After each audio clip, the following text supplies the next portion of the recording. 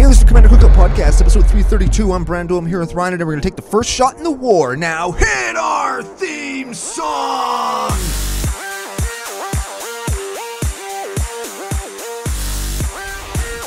Hey, Ryan. We're back for yet another whirlwind adventure. How you doing? Good. What is going down? Whole ton is going down. We have 18 sets to talk about as we get aboard the hype train. Choo-choo! We've left the station. We're on our way to Vegas and beyond with all the new stuff. Before we get to any of that stuff, we have to thank our official business daddies, FusionGamingOnline.com. They are your source for all your gaming needs. Oh, very much so. Very much so. And we've got giveaways. Uh-oh. We've got stuff that came. Uh-oh. It is going to be a good time.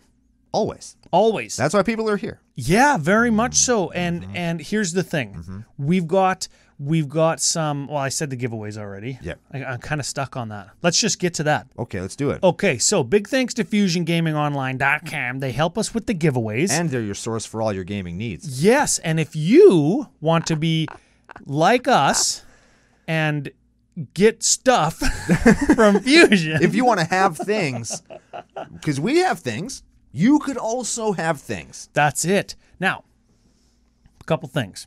CCO Spring promo code. Best promo code that you can possibly use at FusionGamingOnline.com. Save 5% off the stuff you're going to buy anyway? Yes. Yeah. CCO Perks. If you haven't used it before, you get 10% store credit kickback on your order. This is what you do. You spend $100 Canadian. That's like $4 US. That's like one British pound. I don't know what other currencies, but whatever. You spend that, and then automatically, fing, they'll put $10 back onto your account. 10%. 10%, yeah, sorry.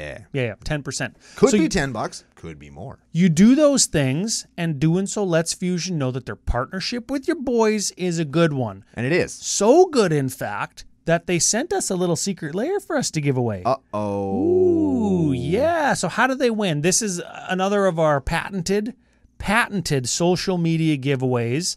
You go on Twitter, you go on Facebook, and you find the posts that are the giveaway, and you follow the instructions, and you get entered into the proverbial sweaty hat. Yeah. Now, the one on Ryan's head right now. Yes, the one on my head, that's an Excel spreadsheet on my computer. On my head. And you would have seen that if you're watching on YouTube. Which you fucking should be, because Joe works really hard to make us look good. And that isn't easy, even though Ryan is wearing his fanciest shirt and hat combination, and I had a shower this morning. Hey, I didn't. If you're not on those social media platforms, of course, coming into this video, leaving a comment below on some of our topics today. Comments on this episode will get entered. Subscribers from this episode will get entered. We can see when you subscribe. We can. Or don't subscribe. That's us pressuring you into subscribing. You click the button right here. Right here, that button. Wait. There's a button there on YouTube. It says sub. You click it, and you get entered to win a free secret layer. Which you're going to win. Yes. And you want a secret layer? Subscribe. Submit. Is that some Phyrexian shit? Is that what they do? Yes. Well, they complete. Complete, yes. Okay. The final way to enter is patreon.com/CCO Podcast. All of our patrons get free entries because they're already supporting us in the best possible way. By being in the Discord and being our homies and making us laugh every day. Yes. And providing very useful feedback on episodes like today. But before we get to it, we got to say what we're giving away. Oh, yeah. Secret layer, full text lands, non-foil. So if you want those, because people want those are like kind of trolly, and people who do the mismatched basics. I know that you don't do the mismatched basics, but I know lots of people who do. Yep. People want those. And mismatched basics are very popular in the decks like Tyler Matuli Stone has, where they're beat up decks, where all the cards are just junkers and like he folded uses it as a coaster. Yeah. So mismatched lands or full art lands or full text lands, We got you covered. You find the post, you get entered. That's one of each basic and a Terramorphic Expanse. Oh, yeah, that's the secret card that Yeah. nobody's supposed to know about. Yeah, sorry to ruin it for you, but the Terramorphic Expanse is actually pretty funny. If you take the time to read the paragraph that's on it, it's pretty fun. Yeah, because there's already a paragraph of text on it. Yes. Yeah. We've got another giveaway from last week's pre-show. Oh my God. Yes, CCO token pack, sticker pack, or real magic card booster pack. Wow. All you have to do is email us, commandercookout.com, commandercookout@gmail.com. Let us know who you are, that you won, and what your address is, your full address, and what prize you want, and we'll send it to you. Also, if you wanted to include a pleasantry, we also appreciate those. Pleasantry means like, hey, how are you? One of those questions that you ask somebody in the hallway and then you just keep walking because you don't really care, Yep. but you ask because you're a polite human being. We appreciate those. They're certainly not necessary, but it's always nice. Yeah, I never do those. I always do that. That's like what my emails are. Like you see my email when I send the show off to Joe every week. Yep. It's like, hey, Joe, here's the show. And I actually push the period button until so you know that I'm pausing, trying to think of something to say. The winner from last week guessing Vohar Vodalian Desecrator. What a name. That was a hard one. Lots of people didn't get it. But some people did. Yeah. And K Dave 171, totally real name, got it. So KDave 171 or K71711? Like what's the... K Dave 171 is the winner. Okay. There you go. There, okay. Dave, editor Joel, have it on the screen. Neat. Send us an email. I can't see that because that's in the future. Win your stuff. Yes. Yeah. And everybody else, honor system. Don't blow it for everybody. Yes, because you will. Mm-hmm. You blower. Now, I mentioned Patreon. We got a new patron. Okay. Or a returning patron. Oh, neat. A returning patron, and I think I remember what we said of their nickname. Okay. I don't know what their nickname was, so they're going to get a new one. That's one of the benefits. Yeah. So this is JJ White is back. JJ White, hey? Sounds very much like pseudo-celebrity and professional footballer JJ Watt. Oh, yeah. This is JJ White. Right. Correct. No, White. Not to be confused with TJ Watt, JJ's brother. What about Bill Watts, the old wrestling promoter? This is JJ. Oh, Not yeah. Bill either. Well, Bill could start with a J. All bets are off with names now. Silent J. That would be Jill. Well, no, it's JBILL. JB. Yeah. JBW. Yeah. Oh, we're getting close there. JBW. JB Dub. What's a JBW? If you have to ask, You can't afford it. High-end JBW. High-end JBW. Mm-hmm. Oh, like glamour JBW. There we go. Oh yeah, JBW professional escort. We'll give you the J-est of BWs you've ever had. Yes. Oh yeah, high-end escort, glamour, glam JB girl Dub. JB Dubs. Yeah, Glam Girl JB Dub. I Yeah. love it. We Yeah. got there. We Yeah. did it. Any combination of that We just took the nickname bag and just dumped it. put you in it and Oh, then man. hit it with a stick and threw it off a bridge. I want to Yep. I want to add dumping into there. I want to add dumping into that nickname somewhere. I want to get JB dubbed and then dump her off. I don't know. It's just. In any case, Oh yeah, we have lots to talk about today. We should get the sum of it. Yeah. Hey, so I want to touch on a couple things. Okay. Speaking of JB dubbed, I'm going to get JB dubbed in Vegas when we go. Yep, that is true. I will be there. End of this as well. very month. Oh yeah, it's October 1st today when we're recording this. Yeah. Neat. So we're going to be in Vegas for Magic 30.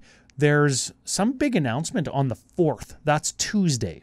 And we were theorizing what it might be. Probably isn't going to impact us at all. Or it might impact us greatly. Probably won't. I think it's going to be like Brothers War drafts before the set actually launches. Something like that. Because this is like the Magic World Championship something. Sure. Maybe it'll just be like... Maybe it'll be the return of World Championship decks that have the gold border and the not magic back. And they'll reprint And that's cards. that's where all the high-end reprints are going to go from now on.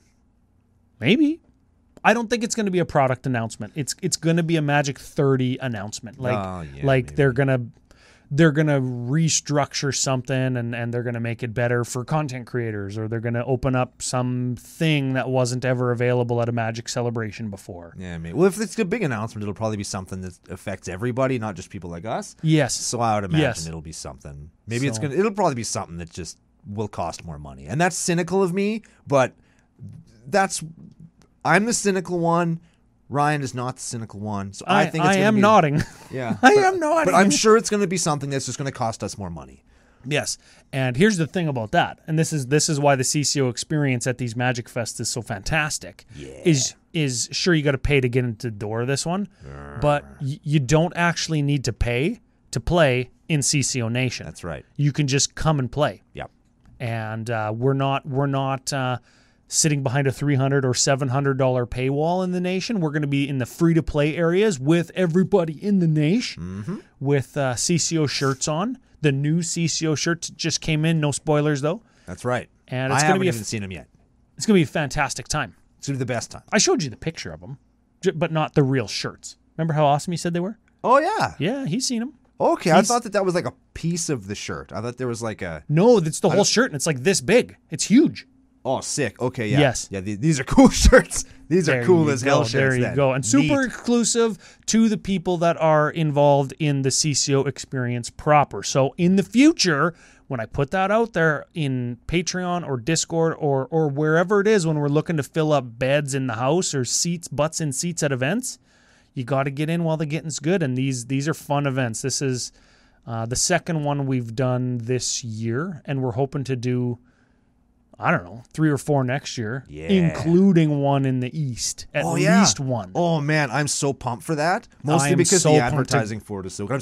I'm so pumped for the one that we have planned for out East next year. It's going to be so fantastic. It's going to be good. Yeah. You know the one we're talking about, right? Oh, yeah, I do. Yeah, okay. Yeah, I do. Yeah. Okay. Yep. Okay, cool. So that's the podcasting kind of business out of the way. Now, let's talk some Magic business. Did you know, Ryan, that while we're going to talk about Brothers War and everybody's high on the Brothers War, we got Commander decks coming out. Did you know that there's a whole nother set being released on the day everybody's listening to this in 3 days? Did you know that? I kind of feel like we got more sets dropped on us in a row than we normally do. Yeah. And when I say, like, wow, there's lots of sets coming out.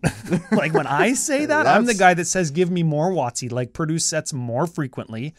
When I say there's lots, this isn't a complaint. It's just like, holy crap. There's lots. So we just had... Warhammer 40K. Well, no. We just had Dominaria United released, which felt like it was very much on the heels of New Capenna, which is fine because that's what it is now. 6 weeks, we get a new set. 6 weeks, new set, right? Yeah. But then we got Warhammer just started, or Unfinity just started, and the other one took over. Yeah, Unfinity started, and then Warhammer took it over, and then... Unfinity again now. Yeah, now we're back in Unfinity, and now Brothers War Preview has started, and Unfinity hasn't even released yet. Yes, and this, I'm remembering now, this is because Unfinity was rescheduled. Remember, it was supposed to come out in April, on April 1st? April Fool's Day. But it didn't. Yeah. But it didn't, so now it's slotted in, I think, now strategically to be in front of Magic 30. So you can still do Unfinity at Magic 30 with like Mark Rosewater and the development team and have it be a lot of fun. And I'll bet you that will be a lot of fun. Yes. Yeah. We were initially not going to do we're not going to do a set review of that. We're going to talk a little bit about the deck that's going to appear in real life EDH, because there's a deck that popped out of here that you might see somewhere. We're going to talk about some very minute criticism. We'll talk about some land and like the 3 cards that people might actually want to play in real decks. Yeah. Because those do exist, and it would behoove us to do that. But we can do that in like 5 minutes. Yeah. So we'll do an entire not set review. Then we'll talk about a bunch of other stuff. Well, let's do that right now then. Okay, so Unfinity. We are famously not fans of unsets. Yeah, I don't like unsets. I don't like things that are like goofy or purposefully made into jokes or satires of my thing. It's just not something I like. Fair, yeah. And I don't like cutesy things. Like, when they did like the cat secret lair, like one of the first ones ever, and I was like, oh, these are cute kittens. I recognize they're cute and the art is of a high quality, but I don't like it. The little baby planeswalkers with the big heads. Yeah, and chibi art and like Funko Pops. I'm just not into that cutesy stuff. Mm-hmm. And this a little bit feels like that. Yeah. But I do want to acknowledge a few things that I do like, because like a lot of people who like unsets, I want to still demonstrate that I love Magic, and I do acknowledge that those people exist. I think it's important to still make people feel like they're included, even if this isn't for me. Yeah. So the things that I love. Okay. I love the art direction in that it's like very 1960s Cosmo type flavor, and the showcase cards exemplify that, like that flat cartoon, that kind of geometric Nickelodeon style. It's like the Jetsons. They patterned it after like the Fallout cartoon guy, kind of. Yes. Which is from the 60s, and it's exactly what Ryan just said. Yes, it's like the Jetsons or Nickelodeon's geometric era. Sure. Which was like the Fairly Odd Parents. Yeah, early 2000s, I think, right? Yeah. Or mid 2000s, whatever it was. I love that. Mm-hmm. I love that WotC could have very easily recruited our boy Andre Garcia, who did the CCO playmat, and put him right into the middle of this set, because his art style is fantastic. You should look him up online, Andre Garcia. On all the socials. He's very good. Very interactive. Cool guy. And he's already done art for WotC, and of course he's done art for us and the Professor and Olivia Gobert-Hicks and MTG Nerd Girl. He's very good, and his style fits right in. So much so that when we saw the first preview for Unfinity, we were like, man, is WotC just ripping us off again? Yeah. Because our playmat was in the works at the same time that they announced Unfinity. Yeah. Yeah, I love that. You know who did the art that was the ripoff of our playmat? Kirsten Zerngibel, my favorite Magic artist. Oh, there you go. Yeah. So I'm super happy she's back. She's great. And a she's lot on of cards. a lot of what I just said probably resonates with you Yeah, then. About the art, the direction, cartoons, Andre Garcia. I love cartoons. And this is very cartoony. Oh yeah, there's some cartoon shit happening here, man. I'm into it. I would welcome sort of a sci-fi. You know what I think? What do you think? Remember Bucky O'Hare? Yeah, I do. Yeah, I kind of think Bucky O'Hare. I kind of like. You know what cartoon style I really like and would like to see incorporated on Magic cards is Todd McFarlane style art. It's fantastic. Yes, you just put that right into my head right now. Yeah. But also the background of He-Man, like Eternia from 1983. Hell yeah. That art style. Yeah. The colors, the style, the art direction that it takes, like what the landscape looks like, what the creatures look like. I think that would be fantastic. It's very much in the future, but also in like medieval times. There's swords and magic and dragons, but they're all flying around in spaceships with guns. Yeah, and that kind of feels like Kaladesh to me, doesn't it? Because it's magic-y and it still feels old, but obviously they've got advanced technology. Yeah, I guess so. I think all that's cool. I love the SpaceX, the space basics. Hell yeah. Everybody likes those. Everybody's into those, as they should. They're cool. And they're going to... There's like... I tried to find out what...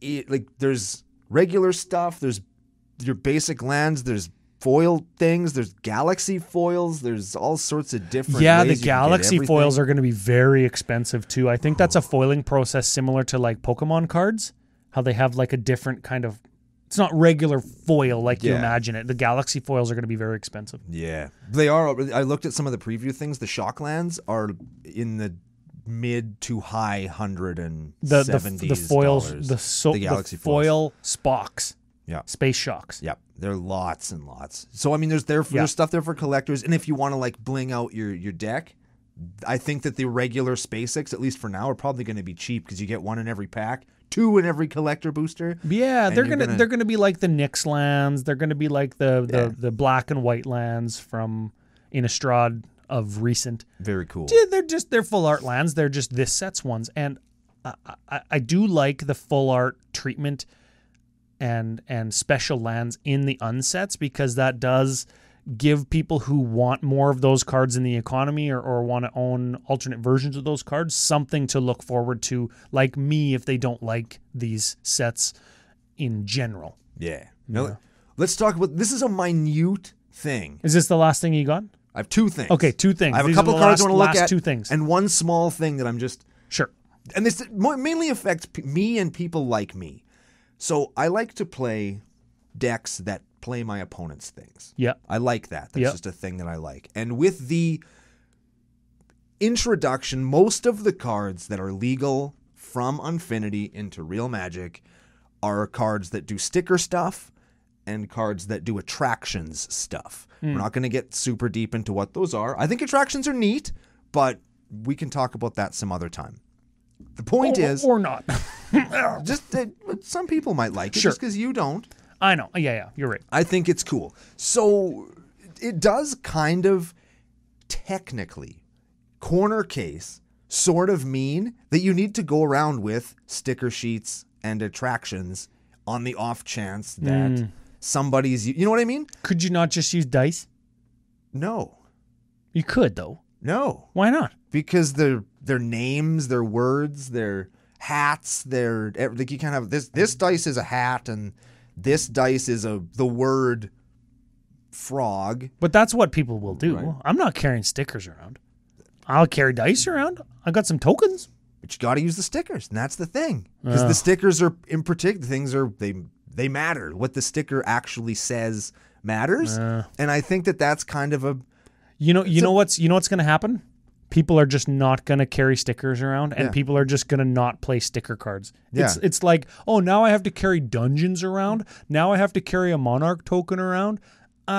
People just fucking don't. Yeah. Right? Yeah. I mean, and then like there's humans like I do carry around dungeon cards and a monarch thing, but I'm not going to carry around an attractions deck and a stickers deck.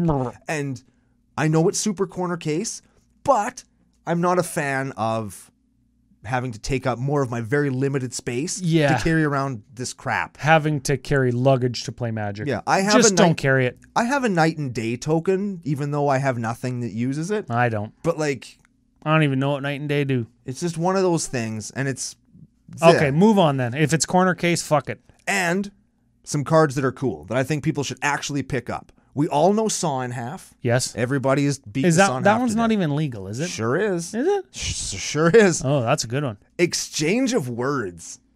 Oh, this one looks stupid. It looks stupid, but see, you're so down on everything. I don't like He unsets. wants to rush through it so that he can talk about lore and characters. He doesn't care about the game pieces that we're going to get. We're never going to see this card. Okay, give it a read. I don't even know what it does. You're going to see it because I'm going to play. Just quit playing with you. Blue 1. Okay. Enchantment. Exchange of words. When it comes into play, choose two target creatures, and you exchange their text boxes. That's kind of cool. Right? Like, that's awesome. I have a Llanowar elf, and you have an Ulamog. Ooh. Now, my Llanowar elf is an Ulamog, and your Ulamog is a Llanowar elf. That's cool.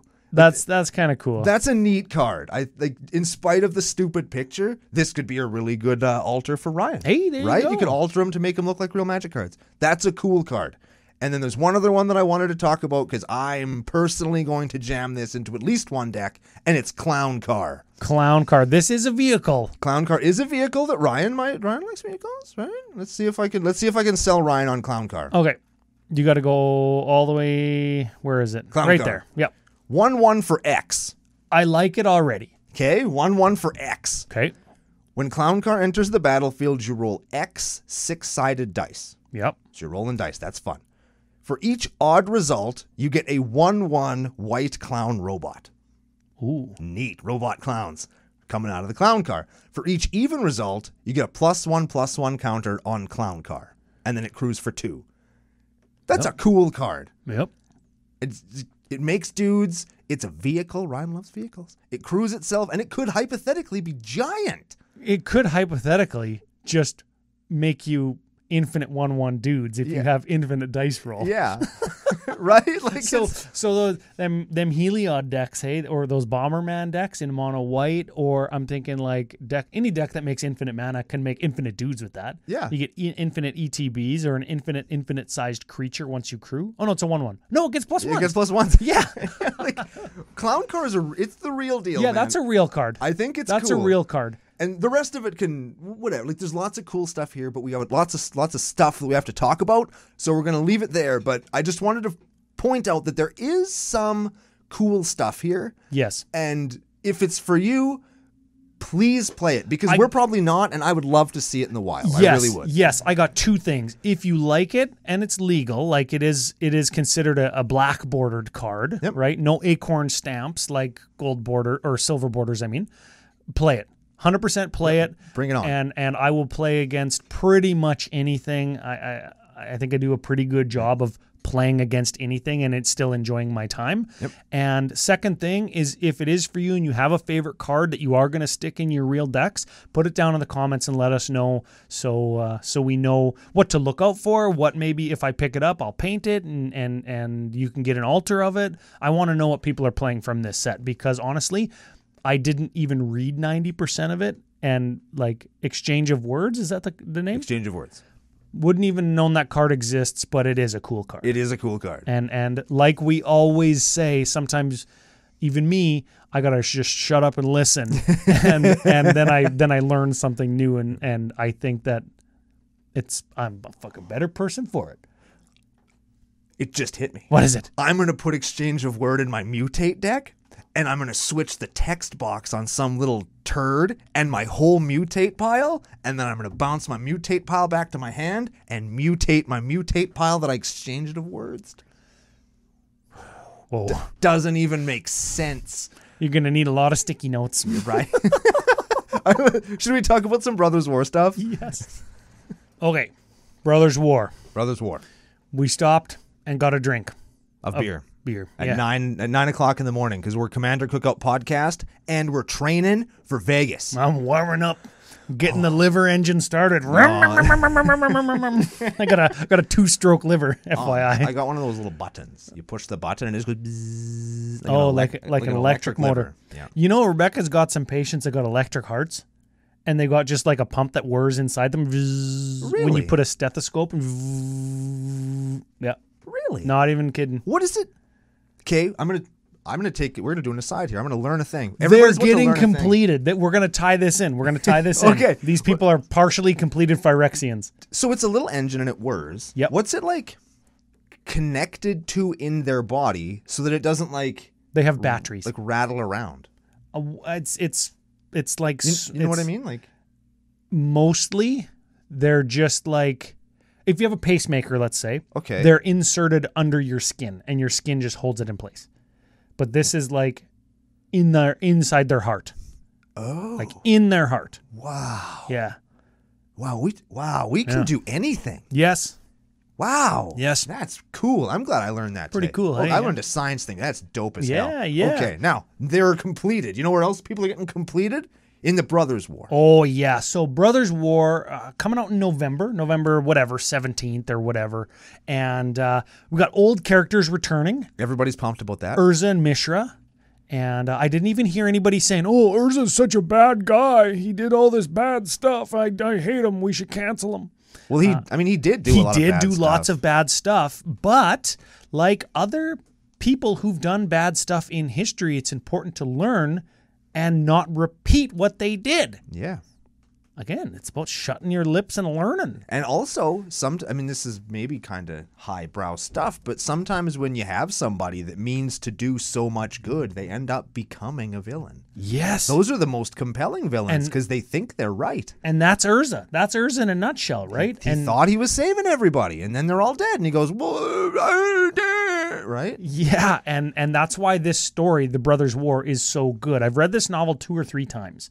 And mostly regarded as the best Magic novel. And we haven't seen a lot of these characters' cards yet. We've seen Urza, 2 iterations of Urza, one in the main set and one in the commander deck. Yep. 2 iterations of Mishra, one in the main set, one in the commander deck. Have we seen both Mishras yet? I don't think so. I think we've only... Or we just saw one Mishra? Yeah, we've seen the Commander deck Mishra, not Yes. Yes. I actually saw that and I was like, I wonder if this is the real deck one. And I thought No. immediately, man, Chris Von Doom's going to be sad because he's been rock hard for Mishra the entire time. I hopped in the Discord and he was in the card preview thread and he said he didn't hate it. Oh. And I remarked that it is an attacking-based Mishra. Yeah. And he's at odds a little bit because you have to attack. But it does make copies of artifacts, which is a little bit of a throwback to OG Mishra. Yep.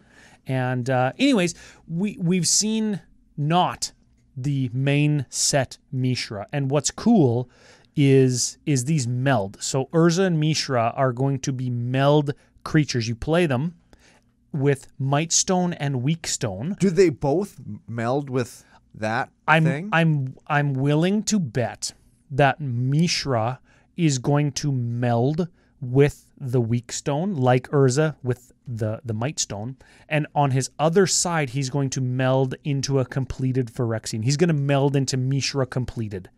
Neat. I bet you. Fuck. Sorry, I spoiled it if you didn't read it, but sorry.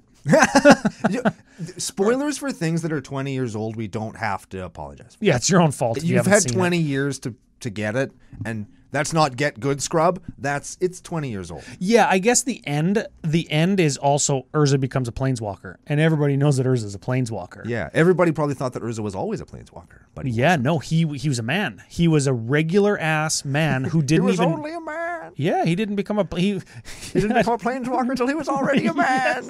Yes. He was a regular ass dude, and he was brothers with Mishra, and they found this giant power stone crystal that was keeping the gate to Phyrexia shut. Remember Gate to Phyrexia from Antiquities? Yep. And they were like, that's the biggest power stone I ever seen. Think of all the shit that we could build with it, because they didn't have magic at the time. All of their artifice and their stuff was powered by these power stones that they had to mine. Mm-hmm. And they lived at this mine, and then they found some glyphs and shit and stuff in a desert that pointed to the caves of Koilos. Found this giant power stone. They fought over it. It broke in half. Mightstone, Weakstone. Urza got the Mightstone. Isn't it Meekstone? The card is Meekstone, but it's called the maybe it is called the Meekstone in the book. I don't remember. Is it the Meek? I thought when I saw this, I'm like, wait a minute. Maybe there'll be another one of these cards, and it'll be the Fight Stone and the Meek Stone. That would be funny. That would be really funny. What's cool, and give me your opinion on this. Will. Urza and Mishra, they fight over. They both get a Might Stone to make things more powerful when they're around, and a Weak Stone to make things less powerful when you're around. Neat. And they meld with them and turn into their opposite side. Right. How do you feel about the meld mechanic coming back? I do like the meld mechanic. Yes. And I like it more in this particular iteration, with the one that we've seen, because it melds into not just a creature that eats shit right away. Meld my guy, Path to Exile. Yeah. I've noticed that happened quite a lot with the two angels, or even that land and the guy. You get the super sweet creature and just immediately eats shit.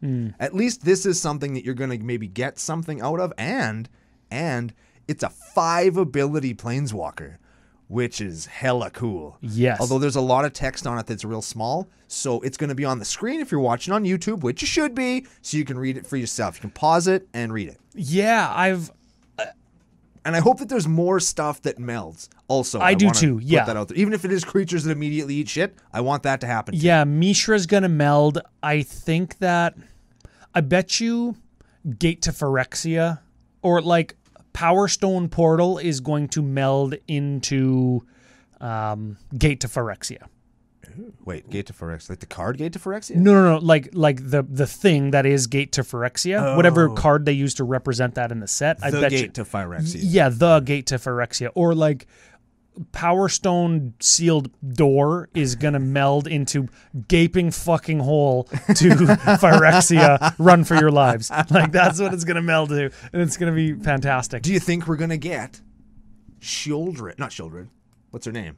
Elishnorn that melds into completed Elishnorn? No, because Elishnorn wasn't alive then. But this is back in time. Elish Norn didn't. These are the OG Phyrexians. These are the Phyrexians before New Phyrexia kind of like took over shop.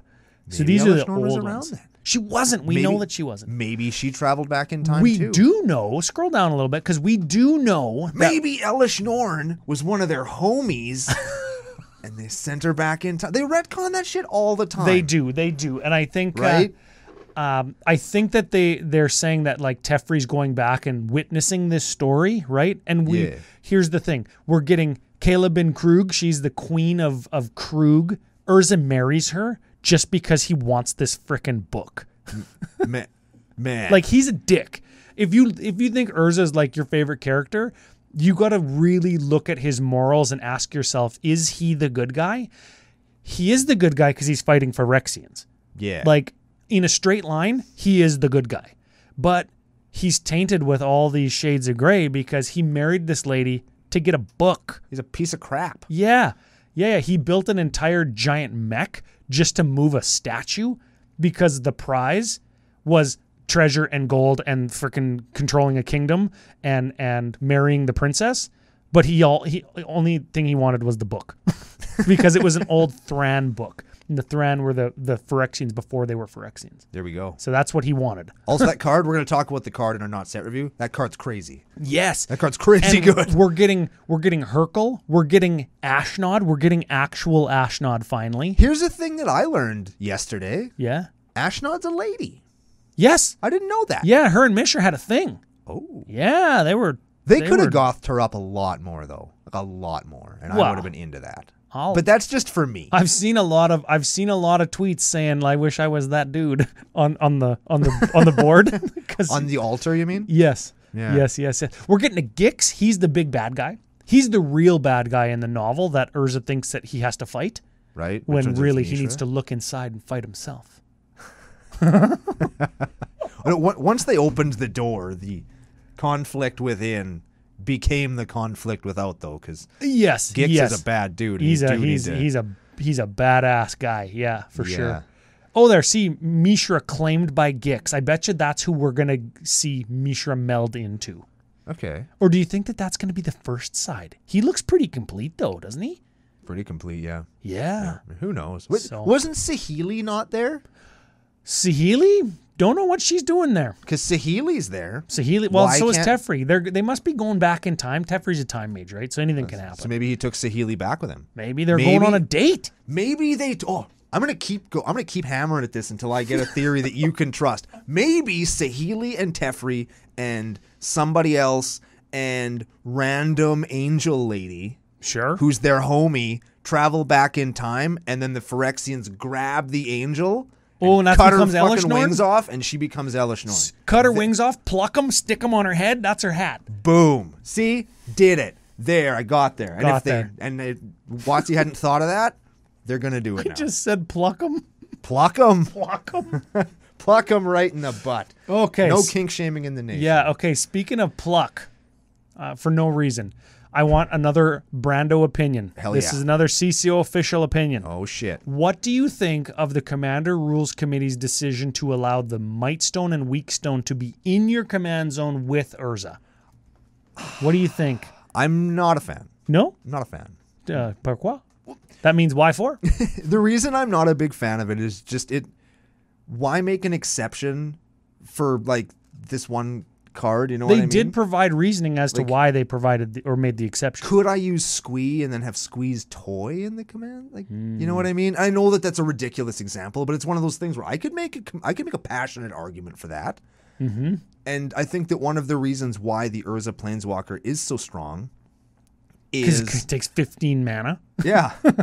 And you have to jump through the additional hoop of finding the stones and do the thing. But here it's like, you know what? You don't have to jump through that hoop. All you have to do is make a whole bunch of mana in Urza's colors. I'll provide, and that's just my thing. Yeah, right? You know what?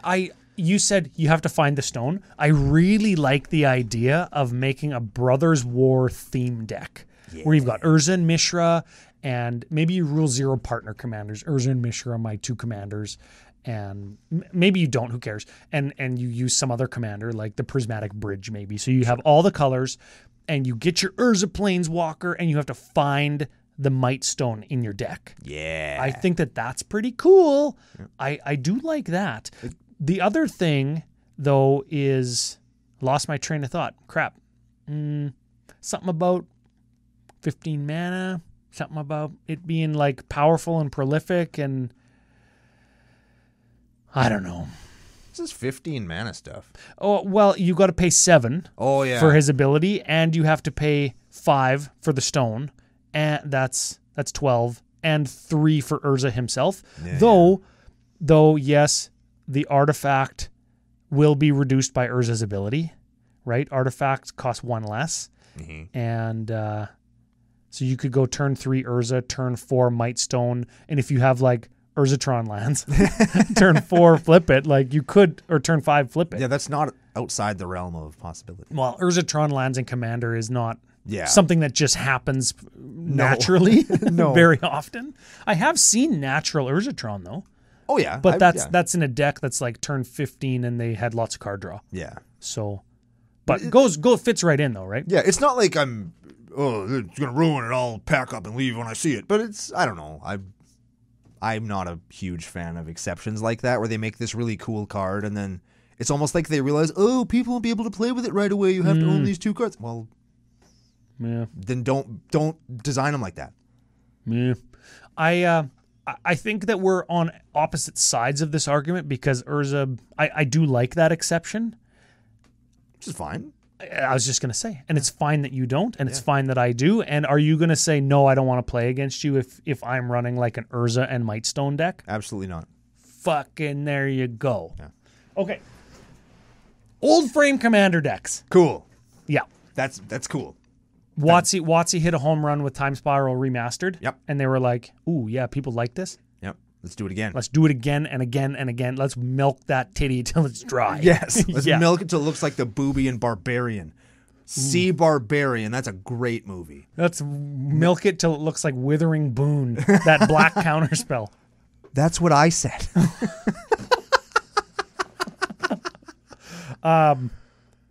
Schematic cards. These are like a special, they're just like an alternate art. Will they look like the schematics that came in some of the Secret Lair? I remember there's an Ornithopter. Okay, I'm into that. So they've tested those out. People like those, and I just want to shout out to all the altarists out there that do blueprint altars. Yeah. WotC must have saw those, like the stained glass stuff, and said, hey, altarists do these. People love them. I'm going to We'll just take that. I'm just going to take it and print it onto real cards. Thanks, WotC. Yep. A little sprinkle. That's the little sprinkle that they put on. Yeah. I want to shout out that. Now, shout out to fucking CC Bros. Yeah. There's the fun. Yeah, the 3-letter abbreviation for this set is bro. Yeah. We are going to do CC Bro podcast because we're probably going to do the arc of bro with legends and lore in this set because it's very deep. Bro. Shout out to the CC Bros because we actually called something as recent as last week. Fuck yeah, we did. When we were talking about Warhammer 40 Kajillion. Yeah. And said that this is not the top. This is not the top end of how much stuff's going to cost. No. We could have signed artist prints or like original art included in booster packs or pieces of jerseys in booster packs.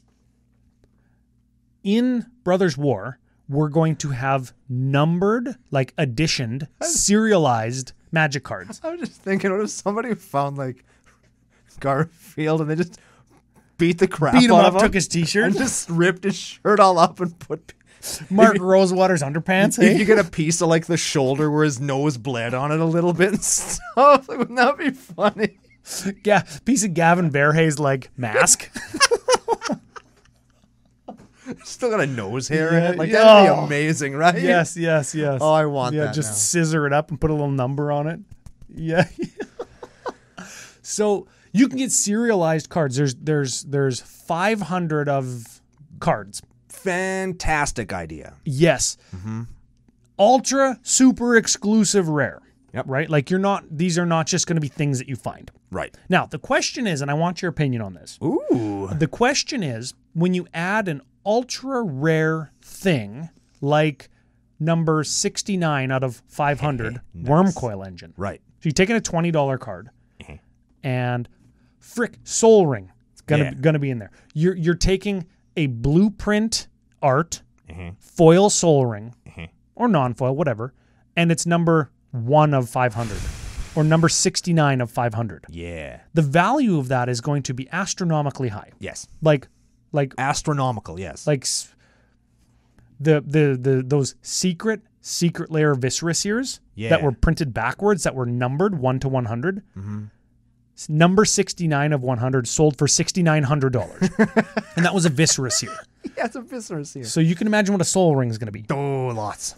When you put ultra expensive cards in packs, does that drive the value of the pack up? Just wait. I'm going to expand the question more. Okay. If you make them so rare that us as regular consumers would never even expect to find one, would we pay more for that package? Would we pay more for that booster pack? Or does making them ultra rare remove that premiumized price tag and keep the packs affordable because they're so rare? Like, at what point does rarity kind of just fall off the price map because they're so rare we don't care about them? With this? Are they that yes. rare? I think so. It depends how many cards they do. Yeah. And how many of each card they do. Yes. But I don't think that they're going to be... You mean like are there... number of unique cards that get this serialized treatment? Yeah, like there's we'll say 1 to 500 of something. And there's 20 of those cards. Yeah, that's... how we do the math. How many of those cards does that mean? Like that's 500 times 20 is 10,000 or whatever. Yeah, whatever. Individual cards that you could open in a booster pack. And globally, I can't see a world, a universe, where 10,000 individual rectangles of cardboard could drive the price of a mass-produced product. You ever heard of Black Lotus?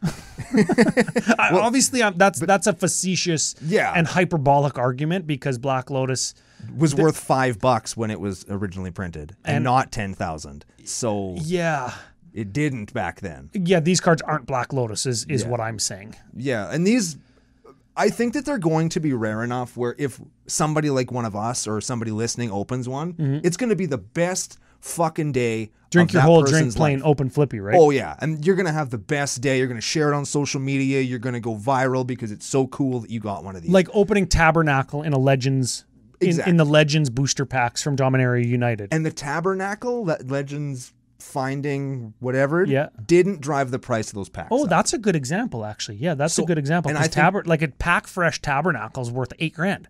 Yeah. Maybe. I mean, probably. I think it's 2 or 3, actually. But. Okay, if you had a pack fresh Tabernacle that was centered nicely and you went to BGS and paid them $150, you get some money out of it. Sure. And it was graded like 9. CC bro. Yeah. That would be an expensive card. And I think that's the level that we're at here. And I'm 100% into this. I'm super happy that they're doing it. This is cool. I wonder, okay, so they're rare enough that we don't care about paying more for them. And I'm not going to... What if they make them... What if instead of 10 or 20 serialized cards, there's 3 and there's 200 of them. So they're 3 times as rare as what we just said. And they're 3 times more expensive as a result. At what point does that huge price tag that those cards are going to command, at what point do they start to influence pack prices? I'll give you my example. Okay. You said Tabernacles didn't influence Dominaria United packs. Right. Gaia's Cradle influences Urza Saga packs greatly. Yeah. And they're like $500 packs. Yeah. Because that's a $1,200 Magic card. Right. Granted, there are Sarah's Sanctums and Yawgmoth Wills and other multi-$100 cards in those packs. So it's not a perfect one-to-one comparison, but at some point you have to expect the packs to be more.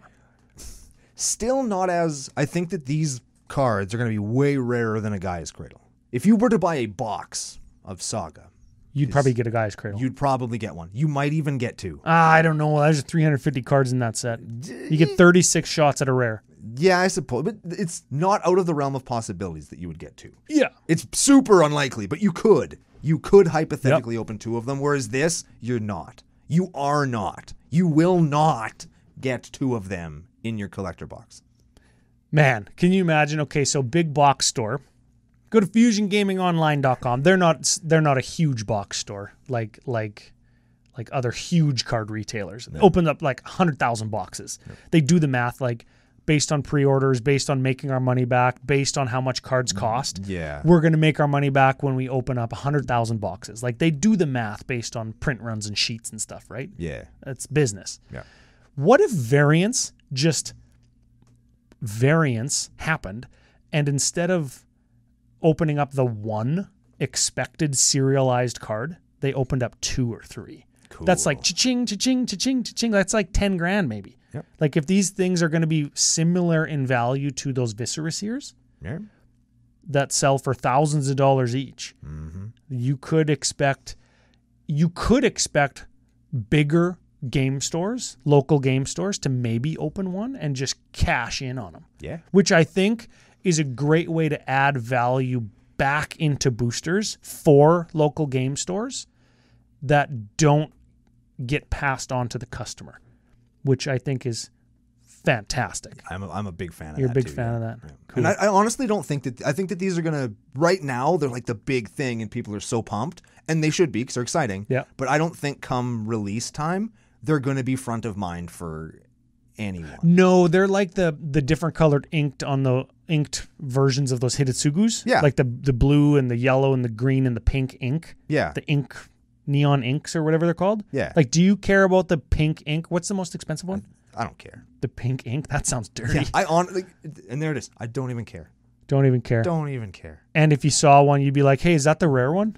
Yeah. Hey, cool, man. Yeah, that's like a $3,000 Magic card. Yeah, that's dope. That's awesome that you have it. That's cool. That's like when somebody plays down like a black bordered dual land. It's like, hey, that's like really expensive. That's cool. That's cool that you have that. It's neat that I can see that in real life. Yeah, it's cool. And I think that's where a lot of these are going to go. Or like when the original Zendikar came out and they put like Force of Wills and all kinds of other stuff. Oh, no, they put Power 9, the Hidden Treasures. Remember that? Yes. That? Oh, yeah. There you go, right? Like, yeah. And yes, it'd be amazing to open one, but you're probably not. And that's fine. And I think that these are cool, and I'm glad that they're doing it. Yeah. Do more of it. Yes. With Gaia's Cradle. Find some Saga boxes. Yeah, that's right. You know they're down there. Here. If you're watching on YouTube, you can see me winking at them. You know they're downstairs in the basement somewhere. You know. Yeah, get that basement Saga, baby. Yeah, you know where they are. Okay. Had to drink a beer there. Yeah. Sorry, Joe, you got to cut all those together. Not sorry. So here's the thing. We're drinking this beer, and we're saying, very rarely in the history of CC Bro, that's us, have we both praised WotC 2 products in a row. That's what, 2.5 if you include Unfinity. If you include Unfinity, because I think they're doing something right, even though we're not going to play that set. Yeah.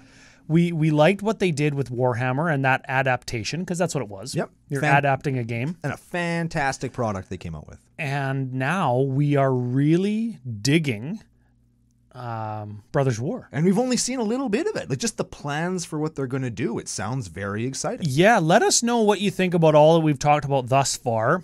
And let us know what cards you think we're going to get. We're getting Hercule, we're getting Urza, Mishra, we're getting Ashnod. Are we going to get reprints of Ashnod's Altar? Are we going to get Gate to Phyrexia? We're going to get Norin the Wary. We're going to get Ornithopter? Norin the Wary Planeswalker.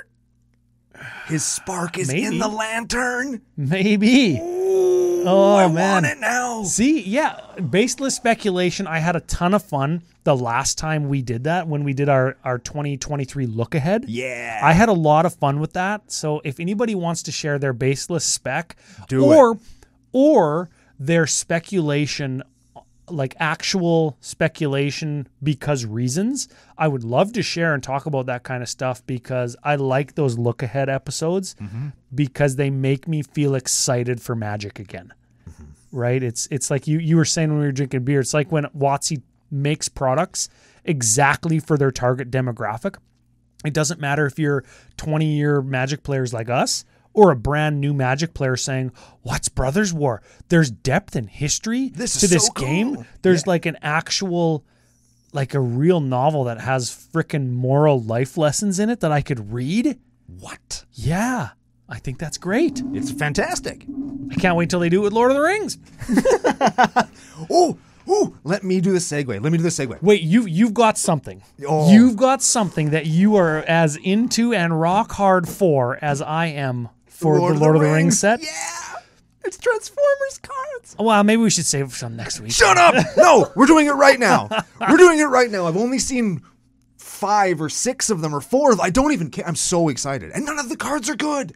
The cards are objectively bad. I thought that you were going to be pissed off because the cards are bad. No, I don't even care. I'm going to get every single one of them in both treatments, and I'm going to be happy I have them. I'm so excited that Optimus Prime is going to be on a Magic card. I'm never going to play him because he's not very good. You'll play him. Holy man, am So, I excited for this. I've got some real questions. I've got real questions that I hope you enjoy answering. And I will, but I have to do the critique first. Okay. I have to do it. Because this is one of those moments I'm involved in Transformers. Yes, I love that's Transformers. what my questions are about. I love it. There are hundreds of Transformers characters that people know. Oh no, why did they pick the ones that they picked? And not even the Goldbug is fine. Sure. That's cool. Never Optimus heard of Prime, him. obvious. Yeah. Starscream, obvious. The two Slicer and Flame War was the other one, are like background reskins of other characters from a comic strip that was in a magazine that you could only read if you're a member of the Transformers Collectors Club. Well, there's the target person that they're targeting. And there's the target. And for the deep cut person like myself, like I'll have a vague inkling of who these people are. I read some of the comics. I know who they are. Yeah. But for like you mean the characters? the characters. Yes. But for like the kind of more casual Transformers fan, you're not going to have any idea who these people are. Does the more casual Transformers fan already play Magic? Or does that deep cut person who those cards are for, is that the person they're trying to hook? Maybe to buy the Secret Lair. Maybe you buy the Secret Lair because you're excited to see the Wheeljack reskin, right? Maybe. Now we're talking. But that's my one criticism. I'm not going to criticize him for the cards being bad. I don't care that the cards are bad. I just want them. It's a crossover with an IP that you're passionate That about. I love. So here's the thing. I have a room in my house full of Transformers. It's very full of Transformers. He got so many Transformers, he gave some to my kid. Yeah. So you're a Transformers collector. Yes. You collect Transformers. I do. You don't collect Transformers t-shirts and lunch boxes and McDonald's toys. Well, you might have collectors. I do have some shirts and I do have some collectible But you know what I mean. Yes. You yes. don't collect the Transformers shoelaces from 1992 and the Transformers frickin' socks that you could only get at Christmas in 1995. Like Right. you have the robots. Right. That's what you collect. That's right. So as a Transformers collector, if you weren't an enfranchised Magic player, would you care about these? If you didn't know what Magic the Gathering was and saw these, would you want to add them to your Transformers collection? I don't think that you would because you collect Transformers, the robots, the figurines. Yeah. If you were a little bit of a Magic player, would you want these as a Magic player? Probably not because the cards aren't very good. I'll answer that one for you. Yep. Would you want these for your Transformers collection because they're Magic and Transformers? One thing you're very passionate about, Transformers, and in this hypothetical, one thing that you're fine with. You play Magic like on the holidays with your buddies from college. I think that, yes. You still want them? I think that I would, yes. I think in that particular situation, even if the cards weren't good, and I was just very, very casual into the game, I think that would actually make me want them more. Because like, ooh, maybe I could try and make Optimus work, and I can bring it home for Thanksgiving and play it with my homies. Yeah. Right? Like, that might be the thing. Yep. And they'd be cool to have because you're enfranchised in the franchise. And so Do you think that this will get people who like Transformers to play Magic? Which is always the question. Yeah. It's the Doctor Who question. It was the Walking Dead question. It's the question, but the difference is now it's the first thing out of the two of us that we've seen these IP universes beyond crossover things where one of us is very powerful, passionate about it. Yeah. And I don't think it will. And the reason I say that is because Transformers and Magic doesn't have a lot of, aside from both being Hasbro properties, they're not a lot of crossover there, right? Not a lot of tips touching. Yeah, like if you collect action figures and all that kind of stuff, there's a fairly big gap between that and a collectible card game. They're not on the same plane per se. So I'm not sure if you're going to get a bunch of people from the Transformers collecting fandom to come over and get them, but you will have some people who are moderately interested to totally enfranchised Transformers fans who also play Magic. They're going to want these lots, much like with Godzilla things. Yep. Yep. And Lord of the Rings things and Doctor Who things. They're pop culture things that a target demographic has. Yes. Right? People who saw the cartoon Transformers that this art is modeled after, essentially, are grown up now and have money. Secret Lair money. Yeah. So that's great. So this is going to be a Secret Lair, I think, but it's also going to be inserted in set and collector boosters and Brothers War bundles. Oh, I want them. I want so all of them. You don't even need to buy the Secret Lair to get them. Oh, but I will, just to make sure I get them all. Because I want to get them all. I want all of them. All, I think there's 16 of them. All 16. But Whatever 32 because I want the shattered glass ones too. Is there 16? There's not that many of them. Well, there would be if there was. There'd be 16 because there's like 8. I think there's 8. Well, no, I think there's 4 and they got 2 sides. No, they only released 4, but there's more coming out. Oh, there's more coming. Yeah, that's why there's no Megatron and stuff. Yeah. We haven't seen the bad guys yet. Yeah, we're gonna get more of them released today. I think there's 8 cards, and then there's a shattered glass version of each. So that's 16 individual cards that you'll. Yes, you'll yeah, get. I understand now. Yeah. Okay, well that's cool. I'm happy you're happy. For the people that don't know shattered glass, this is really neat. They took. Is this a Transformers thing? Yes. Oh yeah. They took the Transformers universe and flipped it over, so the Autobots are the bad guys and the Decepticons are the good guys. And Wait, who did that? that's what Hasbro did for Shattered Glass in this like comics series that they did.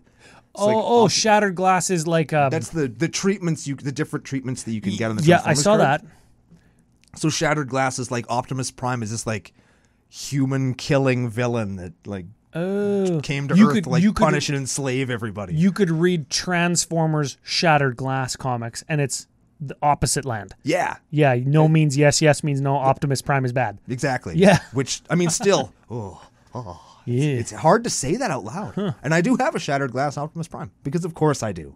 That's a guy that you can get. Yep. Cool. Very cool. He's purple. Yeah, and the Shattered Glass treatment on the cards is purple. Yep.